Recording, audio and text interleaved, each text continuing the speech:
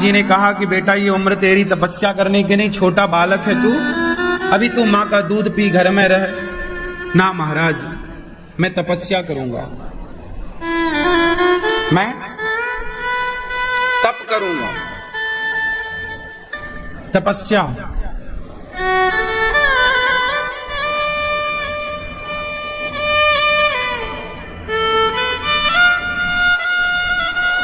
देवर्षि नारद जी ने बहुत समझाया,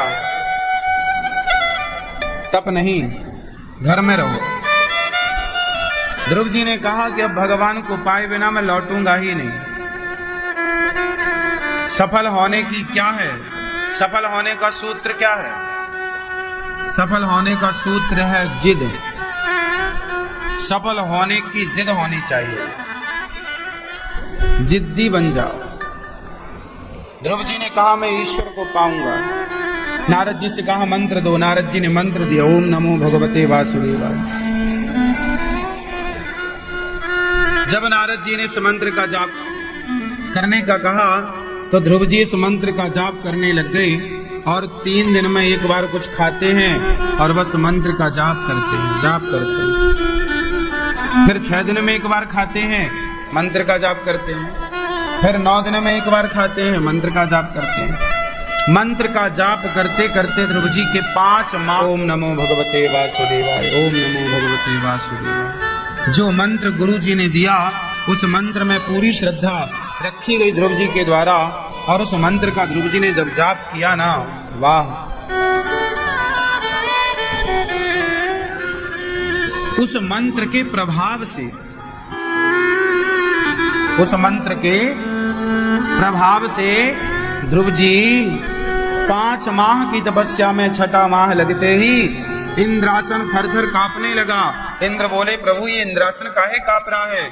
भगवान बोले मेरा भक्त तप कर रहा है, तो जाओ दर्शन दो ना। भगवान बोले मैं ध्रुव जैसे भक्तों को दर्शन देता नहीं, बल्कि ध्रुव जैसे भक्तों का मैं स्वयं दर्शन करता हूँ। और भगवान स्वयं दर्शन करने ध्रुव जी का आए।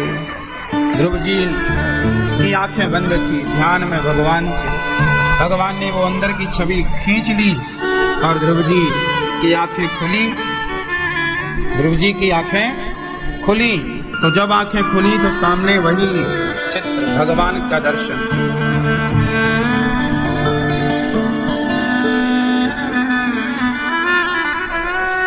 चरणों में गिर पड़े ध्रुव जी, प्रभु आप भगवान हैं।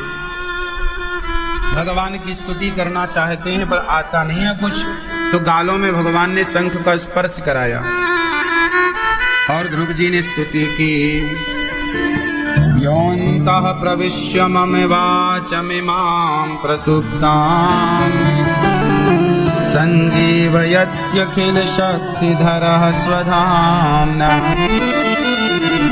अन्यास्तहस्तचरणश्रवणत्वगादीन् प्राणान् नमो भगवते पुरुषाय तुभ्यम्। योऽन्तः प्रविश्य मम वाचमिमां प्रसुप्तां। हे प्रभु मेरे अंतःकरण में बस जाओ। ध्रुव जी ने भगवान की स्तुति की, अंतःकरण में बस जाओ, मेरी सोई हुई बुद्धि को जगा दो प्रभु।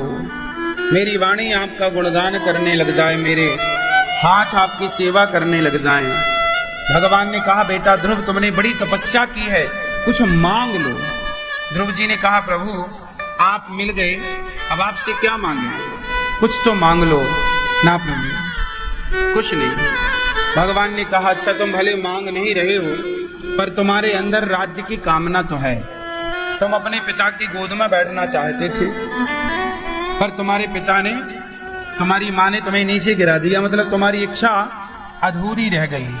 और भगवान कहते हैं यदि मेरे भक्त की कोई इच्छा अधूरी है तो मैं खुद उसकी इच्छा पूरी करता हूं। भगवान अपने भक्त की इच्छा पूरी करते।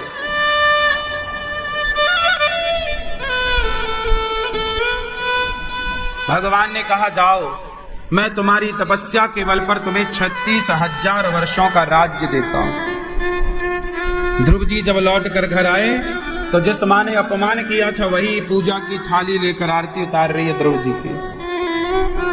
किसी से बदला लेना हो ना अपमान का, तो कैसे बदला लिया जाए? अपमान का बदला लेना है तो बस आप ऐसा समय लाकर खड़ा कर दो कि जिसने आपका अपमान किया वही आपका सम्मान करने को तरस जाए। यही अपमान का बदला है।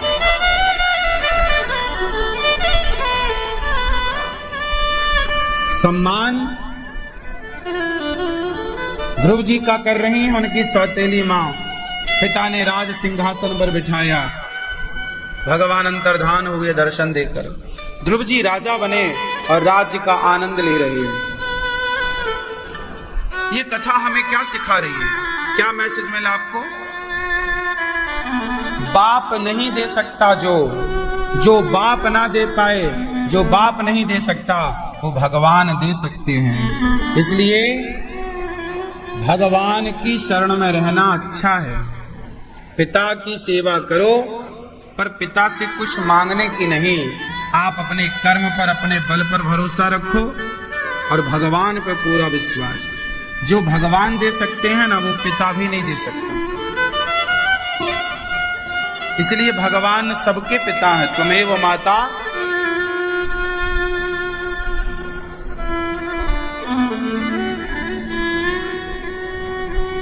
पितामह आए, तुमने बेटा ये गलत किया, तुमने यक्षों को क्यों मारा?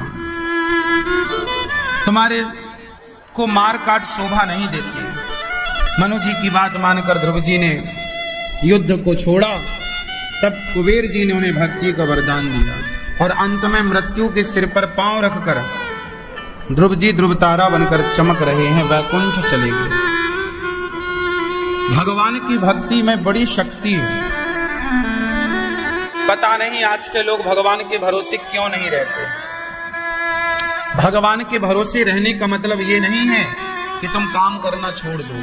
आजकल लोग भरोसे का मतलब गलत समझ लेते हैं। उनको लगता है सब कुछ भगवान ही करेंगे, हम कुछ नहीं करेंगे। अकर्मण्य होना नहीं है। हमारे भगवान कभी नहीं कहते कि तुम अकर्मण्य होके बैठ जाओ। भगवान के भरोसे रहने का मतलब ये है कि कर्म करो, मेहनत तुम करो और फल देने वाले वो हैं, उनकी तरफ देखो, संसार की तरफ ना देखो। मैं आपको कथा सुनाता हूं, मैं आपकी तरफ नहीं देखता कि आप मुझे कुछ दो। मैं तो भगवान से कहता हूं, प्रभु गौरी गोपाल में जितनी जरूरतें हैं, जो यहाँ की सेवाएं हैं, उनकी पूर्ति आपको करना है। कैसे करना है वो आप जानो, आपका काम जाने। हमने तो अपना कर्म कर दिया। कैसे सेवा चलानी है, कैसे नहीं चलानी, मर्जी आपकी। हम तो कथा सुनाते 3 घंटे, हम आपका अपना काम करते हैं। हमारा काम है कर्म करना। 3 घंटे आपको हम बढ़िया बढ़िया बातें सुना के आपके जीवन में परिवर्तन लाने की पूरी कोशिश करते हैं। भक्ति का दीपक जलाने की पूरी कोशिश करते हैं। हम अपना कर्म ईमानदारी से करते हैं। हमारे कर्म का फल आप क्या दोगे? हमारे कर्मों का फल तो भगवान देंगे ना। वो भगवान ही आप लोगों से दिलवाते हैं। वो आपकी बुद्धि में विराजमान हो जाएंगे, कहेंगे चलो आपको ये सेवा करनी है। इसलिए भरोसे भगवान के रहो। कर्म आप करो, तू कर्म कर, कर्मण्यवाधिकारस्ते मां फलेषु, मैं फल दूंगा, तू कर्म करेगा बस। फल जब हमारे हाथ में है ही नहीं तो हम फल के लिए परेशान क्यों हो? जो हमारे हाथ की चीज है ही नहीं, हम उसके लिए परेशान क्यों हो? ध्रुव जी का उद्धार हुआ। ध्रुव जी के पुत्र हुए हैं कल्प और वत्सर। इन्हीं के वंश में भगवान पृथु भय। पृथु मतलब पृथ्वी का दोहन किया। पृथु से नाम पड़ा पृथ्वी। पहले नाम था धरा, फिर नाम पड़ा पृथ्वी।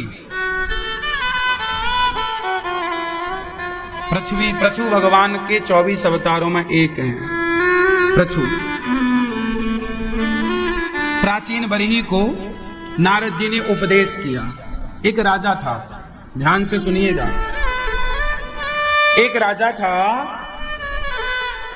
वो यज्ञ करता था और उस यज्ञ में बहुत सारे पशुओं की बलि चढ़ाता था, बहुत सारे पशुओं की बलि चढ़ाता था। एक राजा था, वो यज्ञ करता था, उस यज्ञ में बहुत सारे पशुओं की बलि चढ़ाता था। भाई ओ लाला मोबाइल वाले, ये छुक छुक क्या कर रहा, जरा रोको, कथा के टाइम ना करे।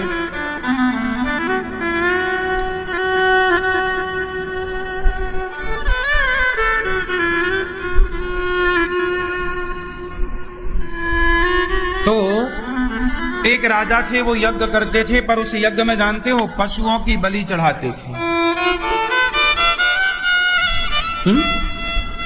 आज भी हमारे हिंदू धर्म में बहुत सारे लोग पशुओं की बलि चढ़ाते हैं, पशुओं की बलि चढ़ाते हैं मंदिरों में देवी देवताओं के नाम पर, जबकि कहीं लिखा नहीं है कि आप पशुओं की बलि चढ़ाओ। ये जो चढ़ाने वाले लोग हैं ये मनमाना आचरण कर रहे हैं, मनमाना कर रहे हैं। शास्त्रों में कहीं लिखा नहीं है, शास्त्रों में तो लिखा है अहिंसा ही परमो धर्मः। क्या लिखा है? अहिंसा ही परम धर्म है। जहां अहिंसा की बात लिखी हो वहां हिंसा जायज कैसे हो सकती है, सही कैसे हो सकती? ये जो कर रहे हैं ये मनमाना है। ये क्या है? मनमाना आचरण। एक राजा था, वो पशुओं की बलि चढ़ाता था। नारद जी आए एक दिन, नारायण नारायण। राजा ने प्रणाम किया, महाराजा पाओ। नारद जी ने कहा, राजन तो यज्ञ कर रहा है कि पाप कर रहा है? राजा बोला, महाराज मैं तो यज्ञ कर रहा हूं, और यज्ञ बहुत बड़ा पुण्य का काम है। नारद जी बोले, तू पुण्य नहीं कर रहा है, तू पुण्य के नाम पर पाप कर रहा है। क्या पाप कर रहा हूं?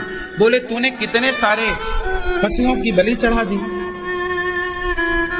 प्राचीन बरी ने कहा, महाराज ये देखो, ये परंपरा चली आई है बलि चढ़ाने की। नारद जी बोले कि यदि गलत परंपरा चालू हो गई तो तू भी उससे फॉलो करेगा। भाई जो गलत चीजें हैं उन्हें बंद करो ना, कि गलत को सही मान के चलाते रहोगे।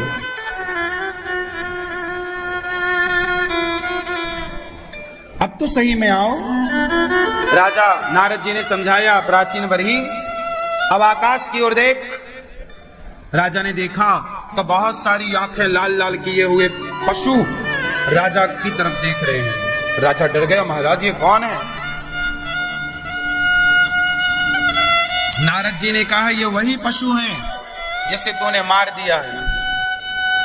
अब ये तुझे इंतजार कर रहे हैं कि कब तू चंगुल में फंसे, और ये तुझे नुकीले सींगों से मार मार कर, तूने इन्हें मारा है, ये तुझे मार करके बदला लेने के लिए खड़े हैं। राजा डर गया, महाराज ये तो बड़ा गलत हो गया। तो महाराज ये देवी देवताओं के नाम पर जो बलि चढ़ाई जा रही है, ये परंपरा आई कहां से? तब नारद जी ने समझाया, राजन बात ऐसी है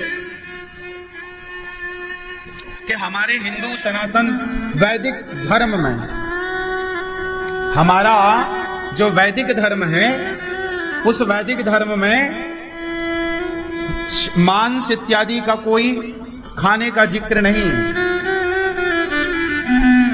तो फिर कहीं कहीं खाने की बात यदि कोई कहता है तो वो क्यों कहता है? अरे भाई बात ऐसी है कि एक गांव था।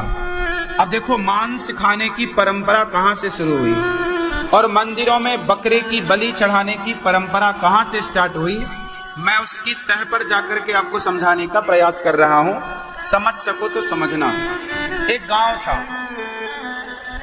उस गांव में लगभग सभी लोग मांसाहारी थे। क्या थे? सारे लोग मांसाहारी। तो वहां पर एक संत जी चले गए गांव में।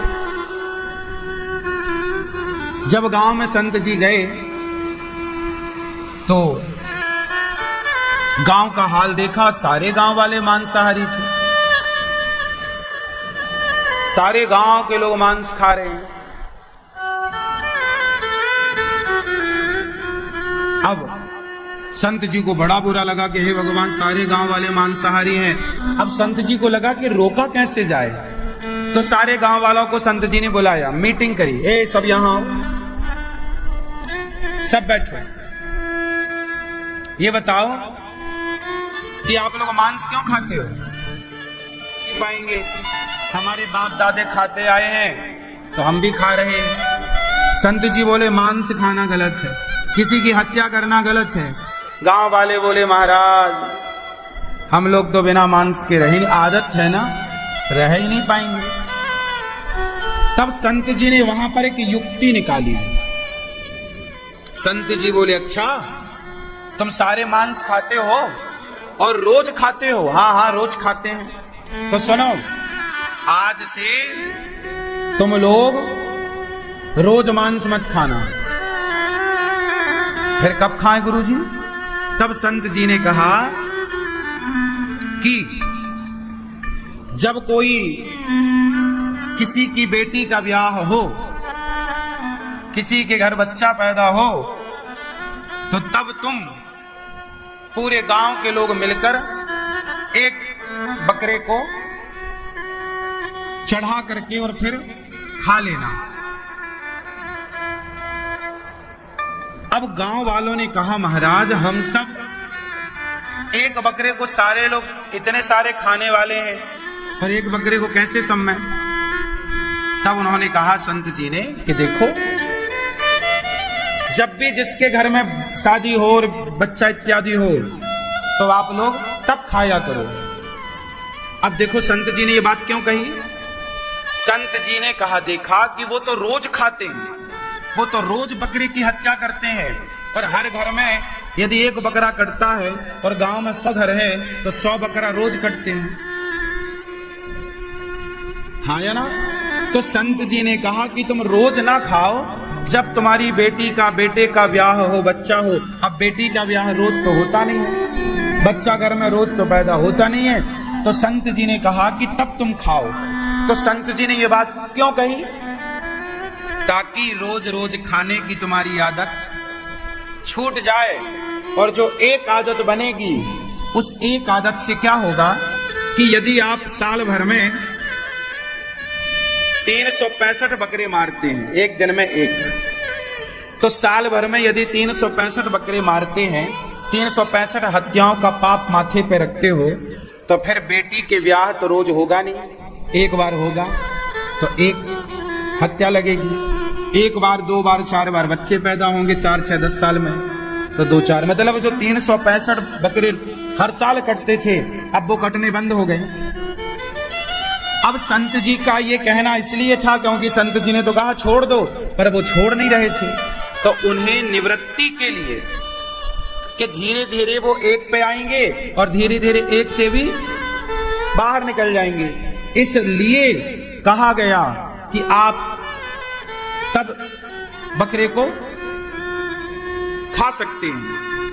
लेकिन उन गांव वालों ने क्या किया, अब दूसरे गांव वालों को जाके बताया, अरे सुनो, हमारे गांव में गुरुजी आए थे, उन्होंने कहा था कि बेटी का ब्याह हो तो बकरा जरूर काटना चाहिए। अब लो भैया, उन्होंने अफवाह फैला दी। संत जी ने ये कहा था कि धीरे धीरे तुम ये भी छोड़ देना। अब उन्होंने सारे रिश्तेदारों को, गांव वालों को बता बता के पूरे 10-50 गांव में परंपरा चालू कराई कि बेटा हुआ चलो बकरा काटो, शादी हुई चलो बकरा। अब ऐसे कर करके वो परंपरा बन गई, और वही गलत परंपरा समाज में आज तक चली आ रही है। जबकि वो परंपरा इसलिए बनाई थी कि जो तुम रोज हत्या करते हो उससे बचो। एक चेला दिन में 10 बीड़ी पीता था, तो गुरुजी ने कहा छोड़ दे बीड़ी। बोला गुरुजी आदत हो गई है सिगरेट पीने की, बीड़ी पीने की, छूट नहीं रही है। तो गुरुजी बोले अच्छा तो तू कितनी पीता है रोज की? बोले मैं 10 सिगरेट रोज पी जाता हूं। तो गुरुजी बोले सुन, 10 ना पीना, फिर 1 पीना दिन भर में। तो 1 पीना क्यों? इसलिए कि 9 से बचेगा। वो जब 9 छूटेगी तो धीरे से 1 भी छूट जाएगी। तो गुरुजी का उद्देश्य था कि वह 1 भी छूट जाए। लेकिन अब वो लड़का क्या बोला, सुनो, गुरुजी ने बोला है कि रोज 1 सिगरेट पीना चाहिए। अब उसने सारे बच्चों को कहा कि गुरुजी ने कहा कि 1 तो पियो कम से कम। लो भैया, अब उसने सबको पिलाना शुरू कर दिया। तो कुछ बातें थी सही समझाने के लिए, कुछ बातें थी सही आपको पाप से बचाने के लिए, पर आपने उन बातों का अर्थ कर लिया गलत, तो आप निकल तो नहीं पाए पाप से और पापों में उलझते चले गए। फिर आपने अपनी बलि पे देवी देवताओं को सम्मिलित कर लिया कि घर पे काटेंगे, इससे अच्छा मंदिर में काटें। तो वो मंदिरों में जाके काटने लग गए, तो देवी देवताओं के नाम पर काटने लग गए, तो बदनाम होने लग गए देवता और देवियां। और ये तो अपना खाने वाले थे, ये अपना स्वाद के लिए मारते रहे और बदनाम देवी देवताओं को करते रहे। भाई घर पे मारते ना तो लोग कहते क्या भाई तू खून बहा रहा है किसी जानवर का, तो उसे लगा बात तो सही है, ये तो पाप मेरे सर पे आएगा। फिर ये आदमी इतना चतुर है कि पाप खुद करता है और फंसाता देवताओं को है। देवी के मंदिर में काट रहा है ताकि वो ये कह सके कि भाई मैं थोड़ी काट रहा हूं, देवी मांग रही है। अब कहां देवी मांगने आई बताओ, कहां देवी ने कहा कि हमें बलि दो? कोई देवी नहीं कहती। ये लोग अपने पाप से बचने के लिए, आज का आदमी इतना होशियार है कि भगवान भी रोते होंगे इसके नाम पे कि ये मेरे माथे पाप फेंक रहा है, मेरे नाम से पाप कर रहा है। आजकल का आदमी तो भगवान को फंसा रहा है, कर रहा है खुद, बकरे की गर्दन में तलवार खुद चला रहा है, और फंसा किसे रहा है? भगवान देवी देवताओं को। देवी मांग रही है जबकि कोई देवी नहीं मांग रही है। ऐसी सी मांसाहार की परंपरा बढ़ती चली गई, एक ने सब तक पहुंचा दी, धीरे धीरे मंदिरों तक आ गई बातें। तो जो मांस खाने की बात जहां कही गई है वो निवृत्ति के लिए कही गई है। बात समझ में आई? किसके लिए कही गई है वो? कि धीरे धीरे आप छोड़ो। भाई आप दिन में 100 झूठ बोलते हैं, तो मैं कहूंगा ना कि भाई 100 मत बोला कर यार, एक बोल लिया कर। तो एक इसलिए बोल लिया कर कि जब तेरे 99 छूटेंगे तो वो भी छूट जाएगा। इसका मतलब ये नहीं है कि तुम झूठ बोला करो, इसका मतलब है कि मैं ये कहना चाह रहा हूं कि धीरे से सब चीजें छूट जाए। बात समझ में आई? तो मांसाहार की जो परंपराएं हैं सर्वथा गलत हैं। देवर्षि नारद जी ने प्राचीन वर्ही को उपाख्यान समझाया और यहां पुरंजन उपाख्यान को मेंशन किया। नारद जी ने कहा देखो, हमें अपने मन की गुलामी नहीं करनी चाहिए। आपसे पाप कौन कराता है? उत्तर दो।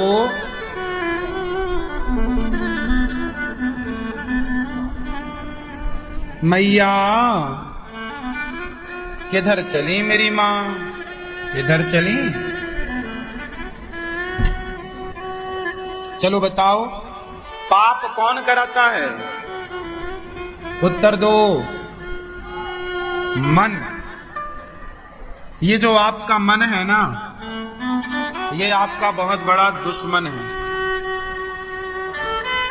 ये आपको मजा दिलाने के चक्कर में मजा कम दिलाता, सजा ज्यादा दिला देता है।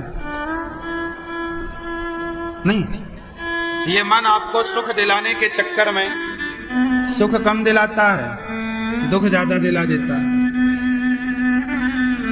सारी दुनिया अपने मन के पीछे भाग रही है, मन के पीछे दौड़ रही है। मन है कि भटकाए जा रहा है सबको, उलझाए जा रहा है सबको, और आप सब उलझते चले जा रहे हैं। एक अविज्ञात और पुरंजन नाम के दो सखा मित्र थे। एक दिन पुरंजन ने कहा, अविज्ञात चलो घूमने चलते हैं। अविज्ञात बोले नहीं, तू भी मत जा। पुरंजन चला गया। पुरंजन गया तो उसे एक 9 द्वार की नगरी बड़ी पसंद आई, वहां रहने लग गया। वहां पर एक महिला उसे दिखाई पड़ी, बड़ी सुंदर। उस महिला पर आसक्त हो गया पुरंजन और उसी के सारों पर नाचने लग गया। इतना मग्न हो गया उस स्त्री पर कि जब वो स्त्री की मृत्यु हुई तो पुरंजन भी उसकी याद में मर गया। पुरंजन उस स्त्री को याद करता करता मर गया कि मेरी पुरंजनी का क्या होगा। और जब पुरंजनी मतलब स्त्री का स्मरण करते पुरंजन मरा, तो अगले जन्म में पुरंजन स्वयं स्त्री बन करके आया। फिर उसकी पत्नी मर गई, उसका पति मर गया, तो वो सती होने चला। तब भगवान अविज्ञात ने कहा, भाई तू मेरा मित्र था, मेरे संग रहने वाला, कहां भटक गया। अब ये कथा कैसी है, इतनी सी कथा है पर हम सबके जीवन की कथा है। सुनो ध्यान से, शांत रहो। एक पुरंजन है और एक अविज्ञात है। अविज्ञात मतलब जिसका ज्ञात ना हो, वो अविज्ञात ईश्वर, आप और भगवान। एक समय ऐसा था कि आप और भगवान दोनों एक साथ रहा करते थे, एक ही डाल में, एक ही जगह पर। एक दिन आपको खुजली उत्पन्न हुई, आपने भगवान से कहा मैं जरा घूम के आऊं। भगवान बोले मत जा, उलझ जाएगा। नहीं नहीं मैं अभी आऊंगा। फिर आप वहां से उड़े, मतलब आप वहां से चले। वो चले तो 9 द्वार की नगरी में आ गए। 9 द्वार का शरीर, आपका शरीर वही नगरी है। नवद्वारे पुरे देही, आपके शरीर में 9 दरवाजे हैं। हाँ या ना? आपके शरीर में कितने दरवाजे हैं? कौन कौन से? आपके शरीर में कितने दरवाजे हैं? कौन कौन से? हम सबके शरीर में 9 द्वार होते हैं। गिनो। 2 आंख, 2 कान, 2 नासिका के छिद्र, 1 मुख, कितना हुआ? 2, 4, 6 और 1 7। ये तो यही 7 छिद्र हो गए, 7 द्वार हो गए। 2 द्वार हैं मूत्र द्वार और मल द्वार। मलमूत्र के द्वार कितने हो गए? कितने हो गए? 9 दरवाजे का शरीर है। इस शरीर रूपी इस शरीर में, ये शरीर एक प्रकार का घर है। इस घर में 9 दरवाजे हैं। आपका शरीर एक घर है और इस घर में दरवाजे कितने हैं? 9। इसलिए प्राण किसी भी दरवाजे से निकल सकते हैं। तो आपका शरीर जो है ये घर है और इसमें 9 दरवाजे हैं। और इस घर में रहता कौन है? इस घर में आत्मा नाम का एक पुरंजन रहता है। आप कौन हैं? पुरंजन, जीव। शरीर हो गया घर और आप हो गए आत्मा। आत्मा मतलब आप आपके शरीर से अलग हैं। आप और आपका शरीर ये दोनों एक हैं कि 2 हैं? उत्तर दो आप। आप कौन हैं? आपसे सवाल, आप कौन हैं? नहीं पता? लो, ये खुद कौन है खुद का नहीं पता, लेकिन इन्हें पूरे पड़ोसियों का पता है। आदमी सबकी जानकारी रखता है पर खुद की कोई जानकारी नहीं है। तभी तो परेशान है आज का आदमी। आप कौन हो?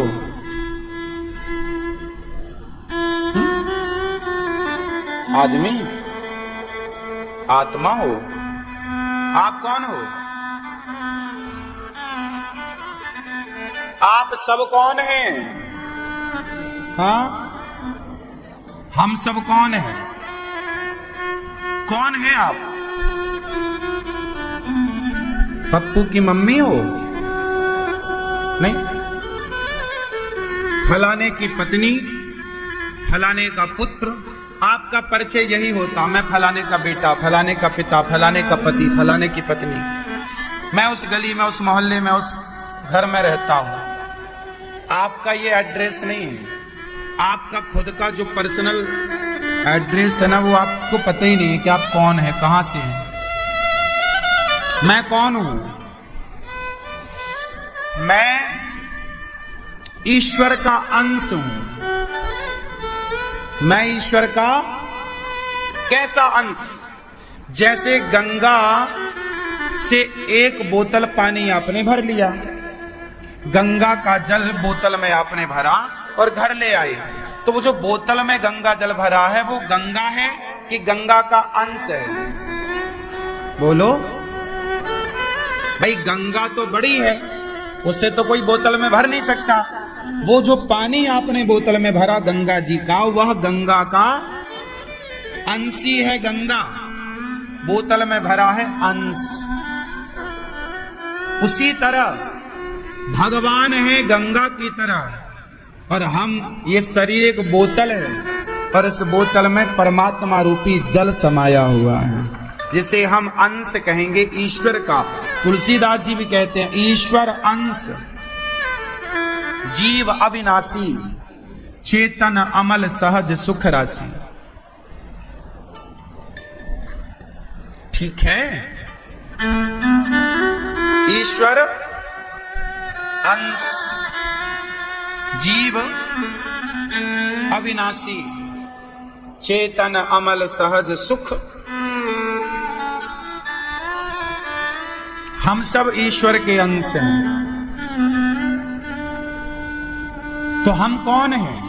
हम अनिरुद्धाचार्य नहीं हैं। ये तो इस शरीर का नाम अनिरुद्धाचार्य पड़ा, शरीर को कहते हैं। आज मैं शरीर का थोड़ा सा हुलिया बदल लूं तो फिर मुझे उस हुलिया बदल जाने से लोग अनिरुद्धाचार्य नहीं कहेंगे, कंफ्यूज हो जाएंगे आप कौन है। आप जरा अपनी शक्ल बदल के घर जाना, तुम्हारी पत्नी ना पहचान पाएगी तुम्हें। मतलब जो तुम्हारा नाम है ना, वो केवल एक हुलिये का नाम है, तुम्हारा नाम नहीं है। अनिरुद्धाचार्य नाम केवल इस हुलिये का नाम है। यदि मैं इस हुलिये को बदल लूं तो अनिरुद्धाचार्य कहीं नजर ही नहीं आएगा फिर आपको। मैं सिर्फ ईश्वर का अंश हूं, आत्मा हूं, और वो आत्मा ईश्वर का अंश है। वो निकल जाए ईश्वर का अंश तो अभी ना तो आंख देख पाएगी, ना कान सुन पाएगा, ना हाथ काम कर पाएगा, ना पांव। पूरा खेल उसी